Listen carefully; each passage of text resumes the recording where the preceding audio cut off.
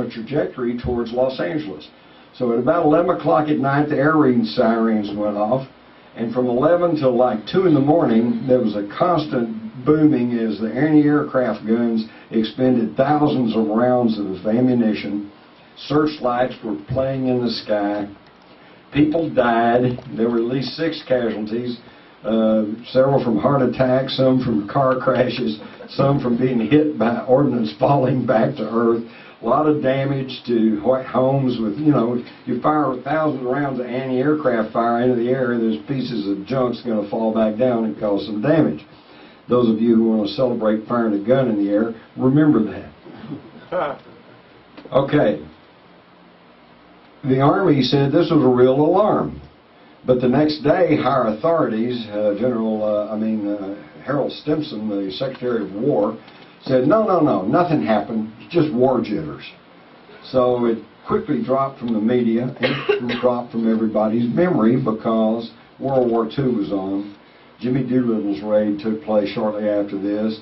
Then, we lost the Philippines, and then, et cetera, et cetera. History moved on, and everybody forgot about the Los Angeles air raid. But we still have the photographs that were made there, including this one. And some enterprising person with a computer got the photograph and simply reversed it. And, now we see that they weren't just war jitters, there really was something. These little bright spots, by the way, are just explosions from the anti-aircraft gun. Let me go back. See? Yeah. That's the anti-aircraft explosions. You can almost see the object right here. But when you reverse the photograph, it's very clear. You got a saucer-shaped object. Now, furthermore, we now have these documents, which was a memo from FDR to George Marshall regarding the recovery of unconventional aircraft. As indicated in my recent memorandum to you regarding the war, the air raid over Los Angeles has been learned from Army GQ that Rear Admiral Anderson with Naval Intelligence has informed the War Department of a naval recovery of an unidentified plane off the coast of California, unlike having any bearing on conventional explanation. Further, it was revealed that the Army Air Corps had recovered a similar object in the San Bernardino Mountains east of Los Angeles, which cannot be identified as conventional aircraft. So in 1942, they're recovering unconventional aircraft that they know does not belong to us. And I'm sure it didn't take them long to figure out it didn't belong to the Japanese either. Now, here's what's interesting. At the bottom of this memo,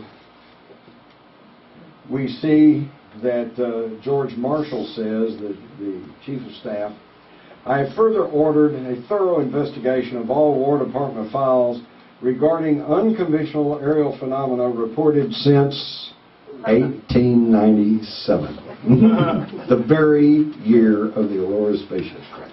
See how it all fits together? It's all real, folks. It's very real.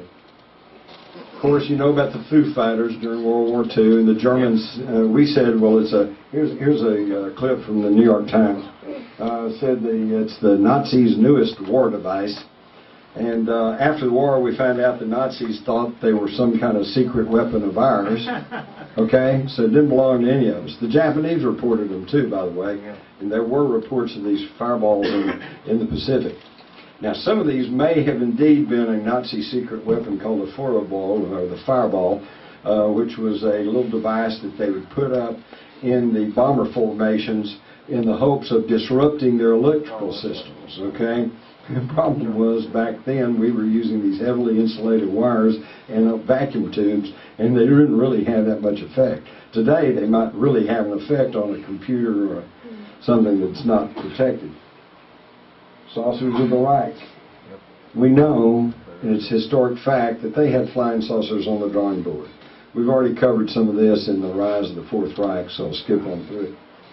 We also talked about Action Adlerflug, or the Operation Eagle Flight, and how that the Nazis survived the war. Morton Bormann, who was deputy to Hitler, Herman Schmitz, the head of IG Farben Combine, and by the way, also a man who owned as much stock in Standard Oil as John D. Rockefeller, and Dr. Hermann Joseph Abs, head of the German Central Bank, the Deutsche Bank, which is still one of the largest banks in the world and a very prominent player today.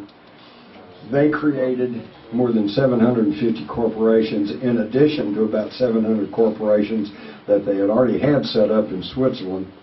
And by these German companies and involving these American companies.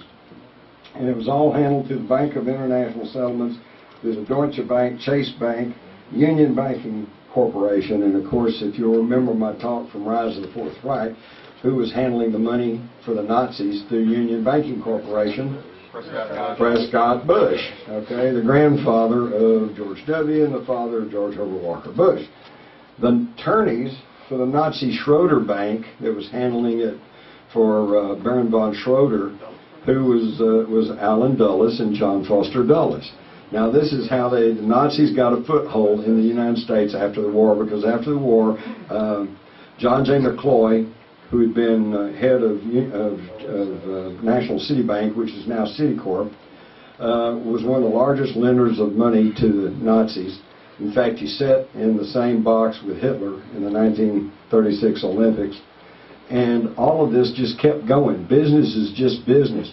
Wasn't he at that meeting the night before JFK was assassinated up in Dallas, John J. McCloy? That's possible. He had been in Texas along with Allen Dulles. I've seen a photograph of Allen Dulles with Lyndon Johnson taken within days of the Kennedy assassination. So they were all together. But this is another whole topic, okay? This goes back to the rise of the Fourth Reich. So let's keep moving along here. That brings us to what crashed at Roswell. That's the most famous of the crash recovery stories, but of course everybody, oh gosh, it was this, it was that, no, maybe it was this. Who knows? Well, let's just look at it objectively. First off, the government has changed its story 4 times. Right off the bat, the base commander, Colonel Butch Blanchard, authorized the release of a news release that said, "We have captured a flying saucer." Okay? Higher authorities, General Ramey over the 6th Air Force, I guess it was, out of Carswell, said, no, they got it all wrong. It was not a flying saucer, it was just a weather balloon. They just mistook a weather balloon for this flying saucer. Now let me point out a few things here. Number one, the 509th Bomb Group at Roswell Army Airfield in New Mexico was the only unit in the U.S. military at that time equipped with nuclear weapons. They were the group that dropped the atomic bombs on Hiroshima and Nagasaki. These were the first-strain guys. These were the best military people we had. And Major Marcel, who was their intelligence officer, had been on Tinian and had been involved in the bombings of Hiroshima, Nagasaki. And to tell us that these guys couldn't tell a flying saucer from balloon wreckage is an affront to your sensibilities. They're insulting your intelligence. And if that doesn't prove something to you, then how many of you guys have been in the military? Anybody? Budge, good. Me too. Now, you know, in the military, the surefire way to advancement is very simple. Don't screw up. Okay? Don't screw up. If you mind your P's and Q's, follow your orders, then chances are you can advance. Colonel Blanchard, okay, he authorized a release, said, "We've captured a flying saucer." And then they came back, our authorities, and said, no, it was just a weather balloon. He screwed up. Okay? Either it was a flying saucer and they didn't want that information out, which means he really messed up, or it really was a huge cock-up and it was a weather balloon, in which case he screwed up too. So, in the military, you know that if you mess up like that, his next assignment should have been Nome, Alaska. Okay? That should have been the last we ever heard of Colonel Blanchard. Au contraire, Colonel Blanchard went on to become the second youngest brigadier general in U.S. military history, second only to George Custer. And Custer's advancement to colonel had been general had been a mistake. Okay? And at the time of his death in the late 60s, Blanchard, General Blanchard, had been sent to Vietnam to write an overall report on our status in the Vietnam War. Whoa! This guy was a credible and promoted military leader. So another